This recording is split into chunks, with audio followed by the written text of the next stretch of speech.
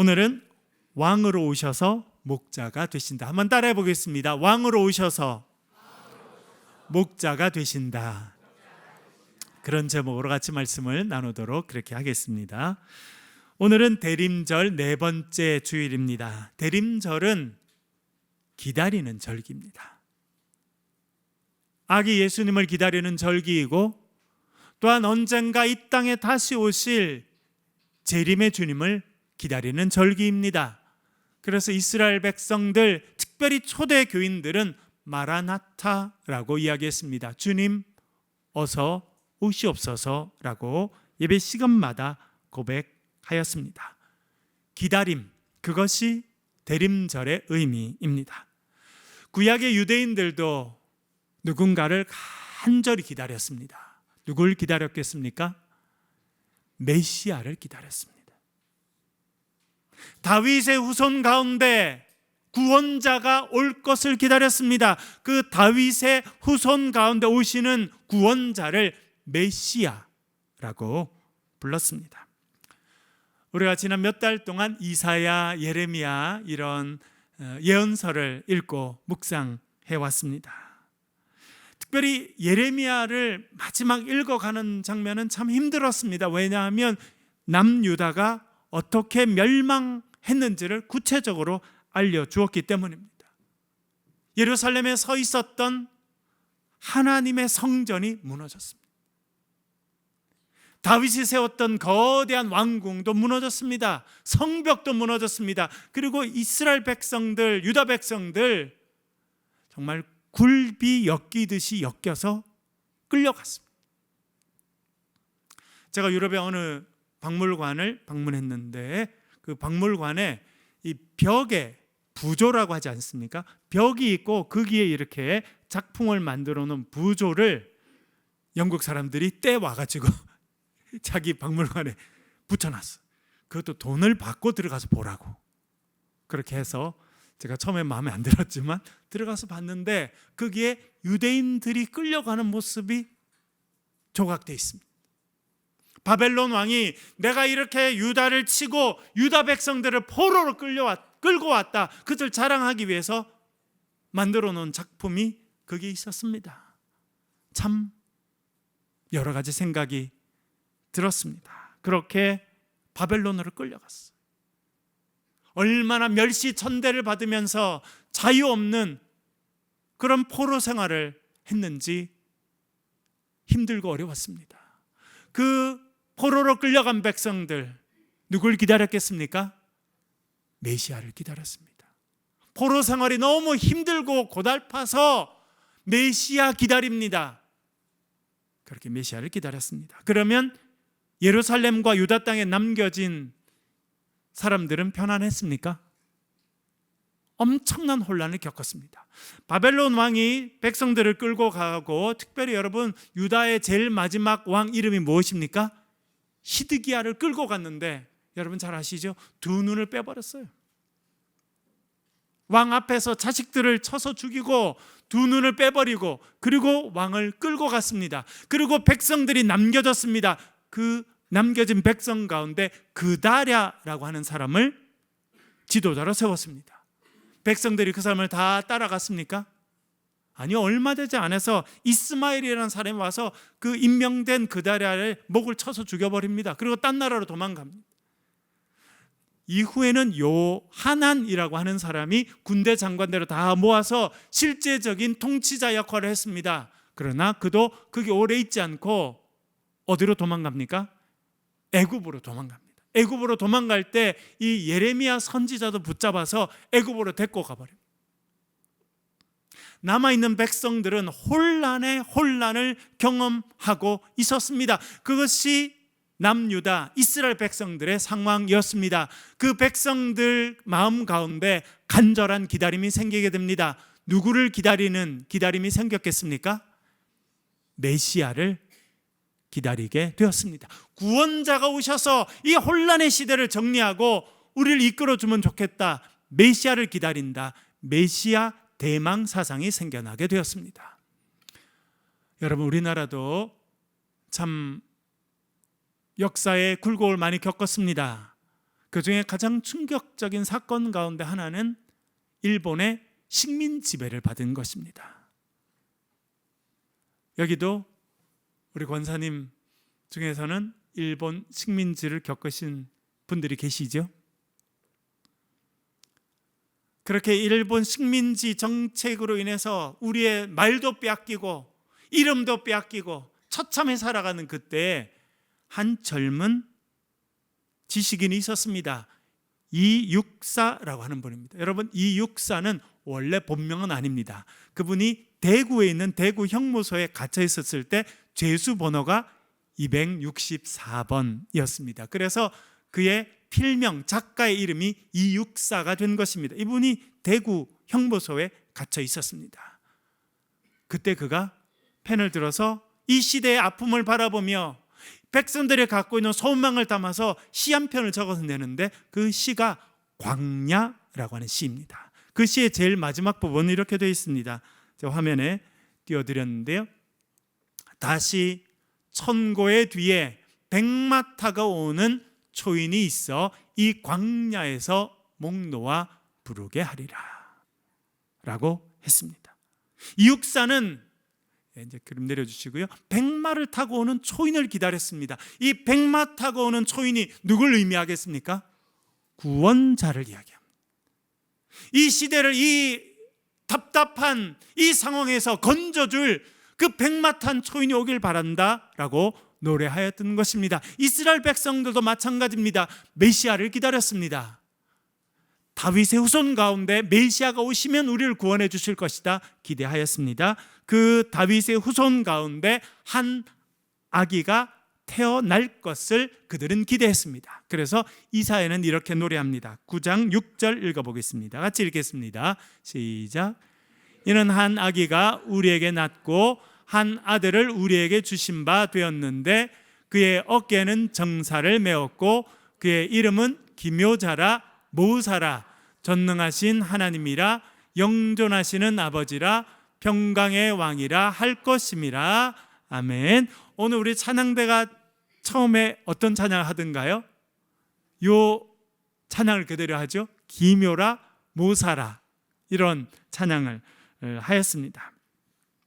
한 아기가 우리에게 태어날 것이다 말합니다. 그 어깨는 정사를 메었다라고 말합니다. 여러분, 이 정사가 무엇일까요? 정사는 다스림이라는 뜻입니다.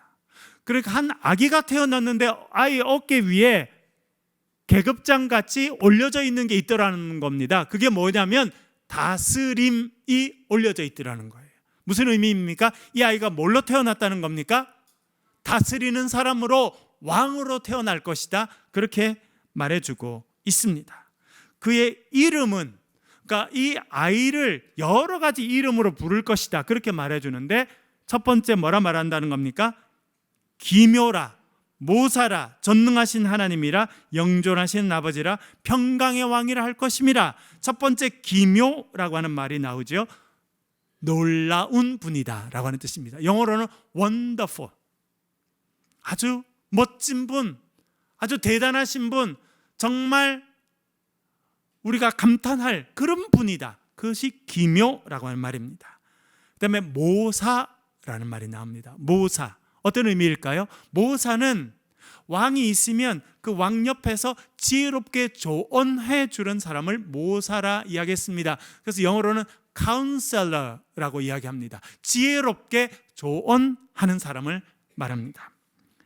전능하신 하나님이라, 영존하시는 아버지라, 평강의 왕이라 할 것임이라. 이렇게 이름이 불려질 것이다, 그 아이가 올 것이다, 그렇게 말해주고 있습니다. 지난번에 우리 이미선 집사님, 조재준 집사님께서 참여하시는 그 합창단이 메시아 곡을 이렇게 연주하셔서 저와 우리 여러 교인들이 가서 같이 들었습니다. 그랬더니 그 중에 아름다운 합창이 있어요. 어떤 곡이 있습니까? 네, 뭐 우리 이미선 집사님 훨씬 더 잘 부르시겠습니다만 어떤 내용이 있냐면 Wonderful Counselor, Almighty God, Everlasting Father, Prince of Peace. The everlasting Father, the Prince of Peace. 예, 제가 잘못 불러서 죄송합니다만, 예, 좀 좋은 걸 망친 것 같아가지고, 예, 좀 더 잘하면 좋을 뻔했는데, 예, 하여튼 저는요 정말 오늘 아침에도 저희들이 이제 교회 오면서 이 곡을 이제 듣고 메시아 곡을 듣고 오게 됐는데, 그 곡을 듣는 것만으로도 우리 마음에요 소망이 생기는 거예요. 하나님이 우리에게 메시아를 보내주실 것이고, 그분은 기묘하신 분이고 원더풀, 그렇죠? 또 카운셀러, 우리의 인생을 인도해 주실 분이시고, 우리를 다스리시는 분이시고, 영존하시는 아버지시고, 이 땅에 평화를 주실 분이시다라고 선포했던 그 이사야의 선포가 우리에게 들려지는 거예요. 그 일을 이 예수님께서 하실 것이다, 그렇게 이사야가 예언하였습니다. 그리고 그 예언에 따라 예수님께서 태어나시게 되었습니다. 그 태어나실 때의 모습을 마태는 이렇게 묘사합니다. 마태복음 2장 1절 2절 읽어보겠습니다. 같이 읽겠습니다. 시작. 헤롯 왕 때에 예수께서 유대 베들레헴에서 나심에 동방으로부터 박사들이 예루살렘에 이르러 말하되, 유대인으로 왕으로 나시니가 어디 계시냐? 우리가 동방에서 그의 별을 보고 그에게 경배하러 왔노라 하니. 아멘. 예수님께서 유대 베들레헴에서 태어나셨다는 겁니다. 여러분, 예수님께서 왜 딴 동네가 아니라 베들레헴에서 태어나셨을까요? 다윗의 고향이 베들레헴이기 때문입니다. 예수님께서 베들레헴에 태어나셨다라고 하는 것은 예수님께서 다윗의 후손 가운데 오셨다는 것을 알려주고 있습니다. 그렇게 했더니 놀라운 일이 있습니다. 동방에서 누가 왔다고 말합니까? 박사들이 왔다, 그렇게 말해줍니다. 이 박사들이 누군가? 학자들의 논란이 많습니다. 원어로는 마고스라고 하는 단어인데, 마고스 그대로 번역하면 지혜로운 자들이라고 하는 뜻입니다.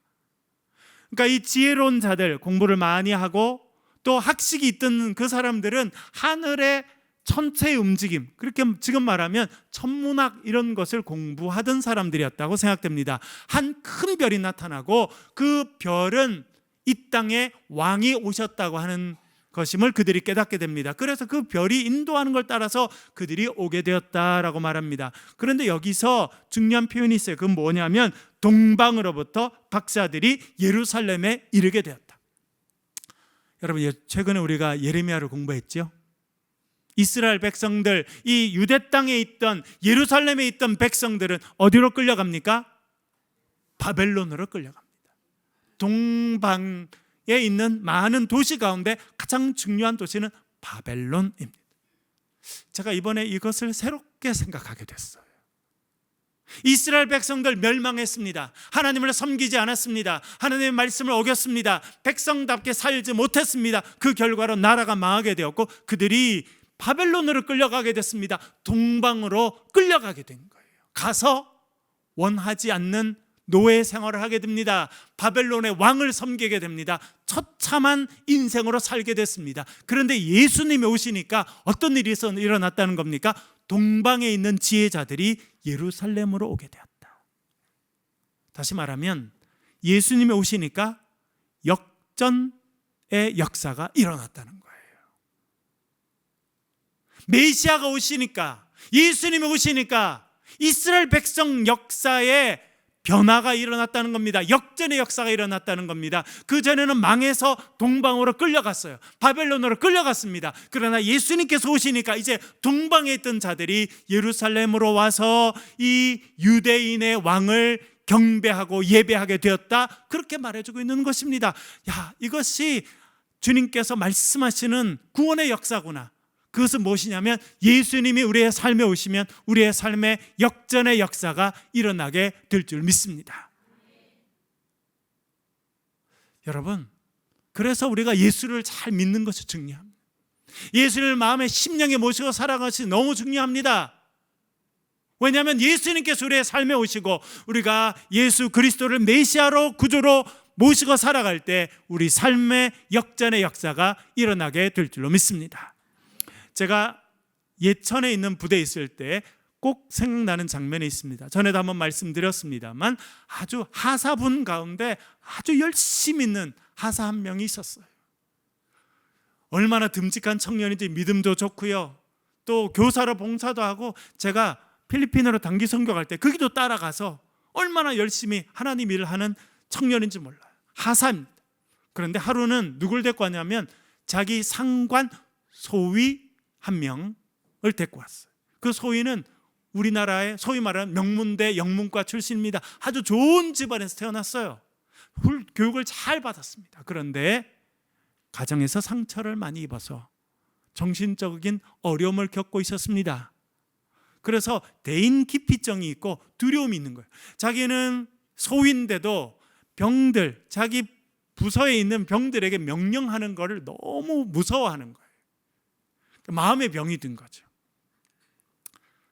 그러니까 부서에서는 이분은 소위고 그 사무실에서는 얘가 지휘관 역할을 하는 거예요. 사무실에서는 하사분은 거기에 명령을 받는 사람이에요. 그런데 이 하사는 하나님을 잘 섬기는 사람이에요. 그래서 어떤 일이 생겼냐면 이 소위분이 너무 힘들어하니까 자기의 상관인데도 제 방에 데리고 온 거예요. 목사님 기도해 주세요.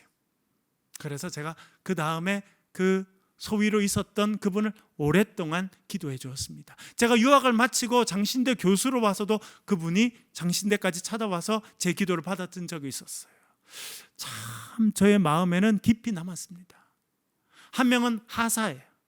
집안도 그렇게 배경이 좋지 않고 그래서 많이 공부하지 못했습니다. 그러나 믿음의 사람으로 살아가요. 한 명은 좋은 집안에 태어나서 좋은 교육을 받았는데 마음에 자신감이 없고 마음이 병들어 있습니다. 그래서 어려움을 겪고 있어요. 그래서 이 어려움을 겪는 이 소위를 데리고 온 사람은요, 그 같은 사무실에 있는 하사였다니까요. 세상에서는 이 소위가 훨씬 더 높은 지휘관, 그 이끌어가는 위치에 있게 됐는데 하나님을 섬기는 이 하사가 이 소위를 살려주는 일을 하게 된 것입니다. 심지어 그 기간은 10년이 넘어갔습니다. 여러분, 우리가 예수 그리스도를 구주로 모시고 살아가면 우리의 삶에 역전의 역사가 있게 될 줄로 믿습니다. 그리고 이런 일이 있었다고 말해줍니다. 우리 3절 말씀 같이 한번 읽어보겠습니다. 3절 읽겠습니다. 시작. 헤롯 왕과 온 예루살렘이 듣고 소동한지라. 아멘. 이 동방에서 박사들이 와서 누굴 찾아갔다는 겁니까? 헤롯 왕을 찾아갔어요. 그래서 왕이시여, 우리가 별을 관찰하다가 특별한 별을 만나게 됐고 별이 인도함을 따라서 왔는데 이곳까지 오게 됐습니다. 유대인의 왕이 태어난 곳이 어디입니까? 라고 물어봅니다. 헤롯이 깜짝 놀랐죠. 지금 유대 땅을 다스리는 사람은 누구입니까? 자기 헤롯이에요. 그런데 지금 왕이 태어났다는 겁니다. 그랬더니 헤롯 왕이 놀라고 온 예루살렘 백성이 소동했다, 그렇게 말해주고 있습니다. 여러분, 이것은 대단히 상징적인 것을 우리에게 알려줍니다. 그것은 무엇이냐면 메시아가 오시면 우리의 삶에 영적 전쟁이 있다는 겁니다. 그것은 지금 시대를 다스리는 세상의 왕과 이제 우리를 다스리기 위해서 오신 예수 그리스도 사이에 전쟁이 있다는 겁니다. 영적인 전쟁이 있다는 거예요. 헤롯, 이 헤롯은요, 성경에 나오는 헤롯이고 헤롯 더 그레이트, 대헤롯이라고 불리는 사람입니다. 대단히 잔인한 사람이었습니다. 이 사람 원래 유대인이 아니었습니다. 이두메라고 해서 이스라엘 아랫지방에 살던 소수민족 출신입니다. 그런데 이 이두메 출신으로 나중에 그는 예루살렘을 비롯한 유다 전체를 다스리는 사람이 됐습니다. 어떻게 했겠습니까? 로마 황제에게 많은 뇌물을 준 거예요. 그래서 이 황제가 뇌물을 많이 받고 이 헤롯을 왕으로 임명해 주게 됩니다. 다스리는 것은 두 가지 정책을 썼습니다. 유화 정책과 잔인한 탄압을 같이 사용했습니다. 유화 정책은 뭐냐면 자신이 유대인이 아니지 않습니까? 근데 유대인 왕이 됐으니까 유대인들이 싫어하겠죠. 그래서 그는요, 대대적으로 예루살렘 성전, 예루살렘 그 성전을 다시 세우는 일들을 해주게 됩니다. 그래서 이 헤롯은 두 번째 성전을 더 확장시켜서 큰 성전으로 만드는 일을 해서 유화 정책을 펼칩니다. 또 다른 한편은요, 대단히 잔인했습니다. 그는 자기의 권력을 위협하는 것은 무엇이나 다 제거했습니다. 그래서 누구를 죽였겠습니까? 아내가 많았는데 그 중에 한 명을 죽이고, 자기의 피를 이어받은 자식도 무자비하게 죽이는 일을 서슴지 않는 그런 사람이었습니다. 그러니까 이 사람은 자기의 권력을 유지하기 위해서 무엇이든지 하는 사람이죠. 그런데 지금 유대 땅에 왕이 태어났다고 하니까, 여러분 성경을 더 읽어가다 보면 결국 이 헤롯이 어떤 명령을 내립니까? 베들레헴에 있는 2살 이하의 모든 아이들은 다 죽이라는 거예요. 세상 권력의 특징입니다. 여러분, 세상 권력은요, 겉으로는 웃고 겉으로는 괜찮은 척 하지만 오직 목표는 권력을 유지해 가는 것입니다. 이 권력에, 자기가 권력을 유지하는 것에 걸림돌이 되면 다 제거하는 것이 세상 권력의 특징입니다. 그런데 예수님께서 오셨습니다. 그랬더니 이 헤롯이 어린아이를 죽이는 일을 하게 됐다는 것입니다. 이것은 영적인 의미예요. 그건 뭐냐면, 우리가 예수 그리스도를 구주로 모시고 살아가면 우리의 삶에 뭐가 찾아올 거다? 영적인 전쟁이 있을 것이다. 왜요? 사탄은 자기의 하수인이었던 사람이 예수님께 넘어가는 것을 싫어합니다. 스크루테이프의 편지라는 책이 있습니다. C.S. 루이스라고 하는 이 시대의 20세기 최고의 지성인이고 신앙인이고 교수였던 분 중에 하나였는데, 그 사람 스크루테이프의 편지라고 하는 책을 내게 됩니다. 거기 보면 이제 이 마귀가, 삼촌 마귀가 조카 마귀한테 이렇게 조언을 이렇게 해주는 게 나오거든요. 그래서 예수님을 뭐라 부르냐? 원수라고 불러요. 원수. 그리고 예수님을 따라가는 사람, 우리 같은 사람 뭐라 부르는지 아세요? 환자. 그래서 이 환자들이 원수에게 넘어가는 길을 어떻게 막을 건지 이렇게 써주는 그런 장면들이 그 책에 나오게 됩니다. 여러분, 우리의 삶의 마귀는요, 우리가 예수님을 구주로 모시고 살지 않도록 하는 것이 목적이에요. 그저 교회 다니는 정도 괜찮아요. 그런데 예수님을 구주로 모시고 살아가는 건 안 된다는 거예요. 그래서 여러분께서 어느 순간 결단하고 예수 그리스도를 구주로 온전히 믿고 살아가려고 하면 우리의 삶에 영적인 전쟁이 있는 것입니다. 넘어지게 하고 낙심하게 하고 쓰러지게 하는 거예요. 예수님 때도 그런 일이 있었다는 것을 말해주고 있습니다. 헤롯이 대제사장과 서기관들을 불렀습니다. 그리고 그리스도가 어디서 나겠느냐 물어봅니다. 그랬더니 이렇게 대답합니다. 6절 읽어보겠습니다. 같이 읽겠습니다. 시작. 유대 땅 베들레헴아, 너는 유대 고을 중에서 가장 작지 아니하도다. 내게서 한 다스리는 자가 나와서 내 백성 이스라엘의 목자가 되리라 하였습니다. 아멘. 여기서 우리는 중요한 두 가지를 알게 됩니다. 예수님은 어떤 분으로 이 땅에 오신다는 겁니까? 내게서 한 다스리는 자가 나올 것이다. 다시 말씀드리면 예수님은요, 우리의 왕으로 이 땅 가운데 오신다라고 하는 것입니다. 오셔서 하시는 일은 무엇입니까? 사실은 세상의 권력을 무너뜨리는 겁니다. 헤롯과 같은 사탄의 세력들, 하나님의 백성들을 핍박하는 자들을 물리치는 역할을 하신다, 그렇게 말씀드릴 수 있습니다. 여러분, 예수님께서 오셔서 우리의 왕이 되신다고 하는 것은 우리가 이제는 사탄의 세력이 아니라, 죄의 백성이 아니라 하나님의 백성으로 살아간다라고 하는 것을 의미하는 것입니다. 두 번째 의미가 있습니다. 그것은 예수님께서 오셔서 우리의 목자가 되어주신다라고 하는 것입니다. 그래서 이렇게 말하죠. 내 백성 이스라엘의 뭐가 되리라? 목자가 되리라. 여러분, 목자 하면 생각나는 성경 구절이 있죠. 어디입니까? 시편 23편. 여호와는 나의 목자시니 내게 부족함이 없으리로다. 저는 특별히 5절 말씀이 늘 마음에 와닿아요. 목자 되신 주님께서 하시는 일을 이렇게 표현합니다. 5절 말씀 읽어보겠습니다. 시편 23편 5절입니다. 같이 읽겠습니다. 시작. 주께서 내 원수의 목전에서 내게 상을 차려주시고 기름을 내 머리에 부으셨으니 내 잔이 넘치나이다. 아멘. 내 원수의 목전에서 뭐 하신다고요? 상을 차려주신다. 앞에 말씀드렸던 역전의 역사가 일어나게 하신다는 겁니다. 원수들은 나를 힘들게 하고 나를 넘어지게 하고 낙담시키게 하지만 주님께서 오셔서 하시는 일은 뭐라는 거예요? 원수를 세워놓고 그 앞에서 잔치상을 차려주시고 나와 같이 앉아서 잔치를 벌이게 해주신다는 겁니다.